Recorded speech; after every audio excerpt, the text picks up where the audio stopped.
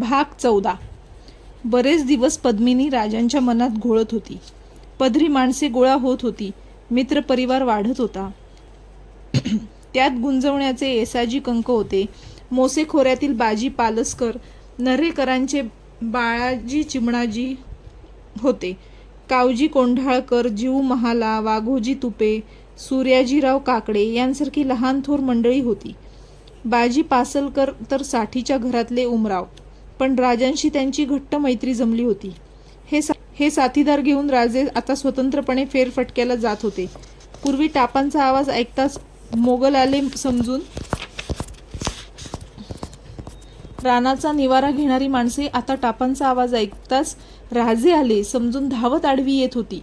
बाळ राजांना डोळे भरून पाहत होती. राजे रांझ्यावरून असेच जात होते. थंडीचे दिवस होते. टापांचा आवाज डोंगर कपारीतून परतत होता. राजांच्या कानावर अस्पष्ट हाक आली, राजे. घोड्यांचे लगाम खेचले गेले. परत तीच हाक आली. सारे चौफेर पाहत होते. येसाजी म्हणाले, राजे ते पहा. शिवारातून एक इसम धावत येत होता. राजे पायउतार झाले. पळत येणाऱ्या त्या इसमाचा झोक जात होता. एकदा तर तो पडलाच. तसाच परत उठला आणि राजांच्या रोखाने धावू लागला. तो इसम जवळ आला. माथ्यावर टक्कल, कडेने वाढलेले पांढरे केस, पांढरे कल्ले, चेहऱ्यावर सुरकुत्यांचे जाळे. धापा टाकीत तो इसम आला आणि उभ्या उभ्या राजांच्या पाया पडला. धाप, हुंदके यांनी त्यांचे अंग हलत होते. येसाजींनी त्याला उठवण्याचा प्रयत्न केला, पण मिठी सुटत नव्हती. राजांनी हाताने येसाजींना खुणवले. पायाची पकड हळूहळू ढिली होत गेली. राजे म्हणाले, उठा. तो सावकाश उठला. काय झालं? न रडता सांगा. राजे, काय झालं नाही म्हणून विचारा. परत त्याचे डोळे भरून आले. पुसून तो म्हणाला, राजा, माझं वाटोळं झालं. माझी पोर नदीला पाणी भरायला गेली होती. तिला पळवली, बाटवली. माझ्या पोरीनं जीव दिला. राजा, पोरी विना पोरका झालो मी. हे कुणी केलं माहीत आहे?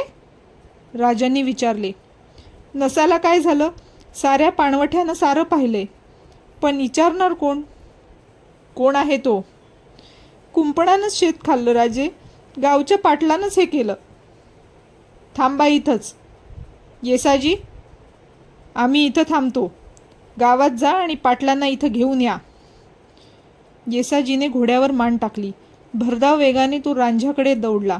राजे त्या इसमाचे सांत्वन करीत होते. सारी माहिती काढून घेत होते. बऱ्याच वेळाने येसाजी आला, पण एकटा. त्याचा चेहरा गोरामोरा झाला होता. काय झालं? पाटील भेटले नाहीत? भेटले. मग का आले नाहीत? राजांचा आवाज कठोर झाला. येसाजीने ओठांवरून जीभ फिरवली. तो चाचरत म्हणाला, पाटील मस्तवाल आहे. हुकूम सांगितला तर तो म्हणाला, जाऊन तुझ्या राजाला सांग. तो नावाचा राजा हाय, तसा मी नावाचा पाटील नाही. गाव माझं बटीक समजतो. असं म्हणाले पाटील? वा. राजांच्या चेहऱ्यावर हास्य होते.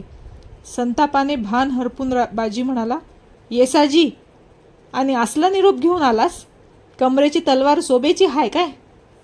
बाजी, येसाजीनं केलं तेच बरोबर. नाहीतर मोगलाईत आणि आमच्यात काय फरक? राजे, तो इसम हताश होऊन म्हणाला. तुमचं नाव काय? राजांनी नजर वळवून विचारले. रामजी खोडे, याच गावचा मी. काळजी करू नका. येसाजी, एक स्वार पाय उतार करा. रामजींना संगती घ्या. रामजीसह सारे पुण्यात आले. वाड्यावर न जाता राजे सरळ पागेकडे गेले. राजांना अचानक आलेले पाहताच स्वार अदबीने गोळा झाले. राजे म्हणाले, येसाजी, 50 स्वार घेऊन तुम्ही रांझ्याला जा. पाटलांच्या मुसक्या आवळून त्यांना उद्या सकाळी आमच्या समोर हजर करा. येसाजींच्या चेहऱ्यावर हसू उमटले. येसाजी रामजीसह स्वारांचे पथक घेऊन रांझ्याकडे दौडू लागला. सकाळी राजे नेहमीप्रमाणे उठले. स्नान झाले. राजे आपल्या महाली ठेवणीचे कपडे करीत होते. चुणीदार विजार घालीत होते. अंगात कलाभूतीचा जामा होता. कमरपट्ट्यात बिछवा खोवला होता. कमरेला तलवार लटकवली होती. दर्पणात पाहून त्यांनी आपला जिरेटोप मस्तकी घातला. कपाळी लावलेल्या गंधावर त्यांची नजर गेली आणि ते हसले. महालात जिजाबाई उभ्या होत्या. त्यांनी जाऊन त्यांचे पाय शिवले. राजांनी जाऊन त्यांचे पाय शिवले. आशीर्वाद घेऊन त्यांनी विचारले, काय गोंधळ घालता राजे? दादोजी नाही खबर नाही. सारा चौक भरून गेलाय. आणि आज हे सणासुदीचे कपडे बरे? नावाचे का असेनात, पण राजाचे कपडे आहेत. चला मासाहेब, आजचा गोंधळ फार मोठा आहे. खरेच चौक भरला होता. राजे जाताच मुजरे झाले. पंतांच्यासह सारी दप्तरची माणसे गोळा झाली होती. राजांनी नजर फिरवली आणि ते बैठकीवर विरासन घालून बसले. येसाजी, पाटलांना हजर करा. काढण्या लावून आणलेले पाटील चौकात पुढे ढकलले गेले. रामजी, हेच ना पाटील? महाराज, हाच तो हरामखोर. राजे, पाटलाने भयभीत हाक मारली. राजे हसले. ते म्हणाले, पाटील, आम्ही नावचे राजे असू, तुम्ही गावचे खरे पाटील असाल, पण आम्ही धरतीचे पुत्र आहोत. परस्त्रीला आम्ही आई बहीण म्हणून ओळखतो.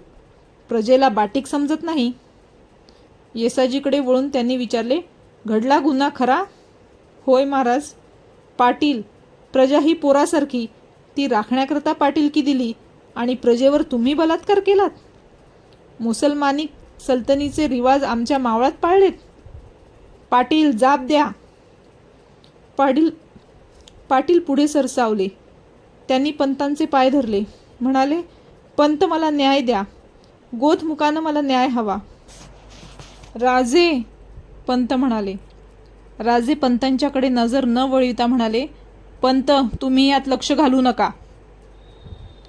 पाटील, जरूर तुम्हाला गोतमुखानं न्याय मिळेल, पण अट आहे. कसली? आशेने पाटलाने विचारले. कसली? रामजीच्या मुलीला उभी करा. तिलाही काही सांगायचं असेल.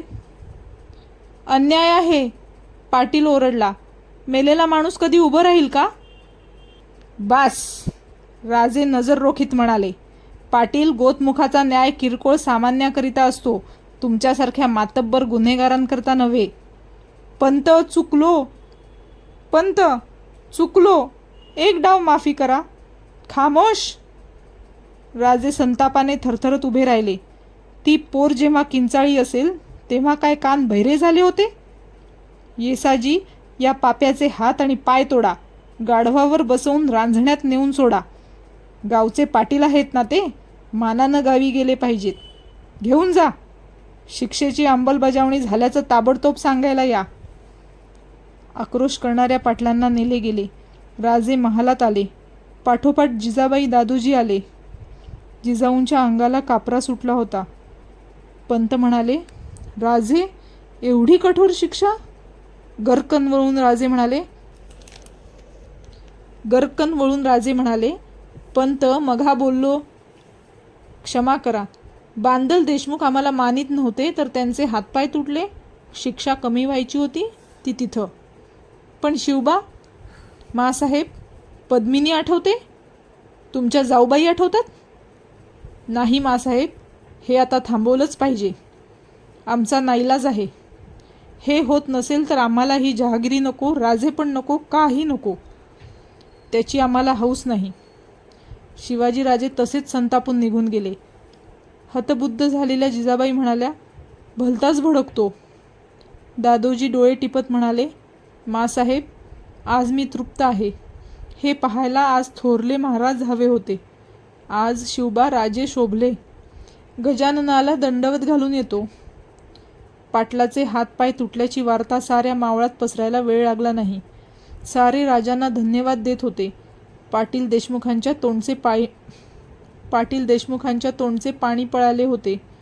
आता राजांच्या लहान वयाचा हिशेब कुणाच्या मनात राहिला नव्हता.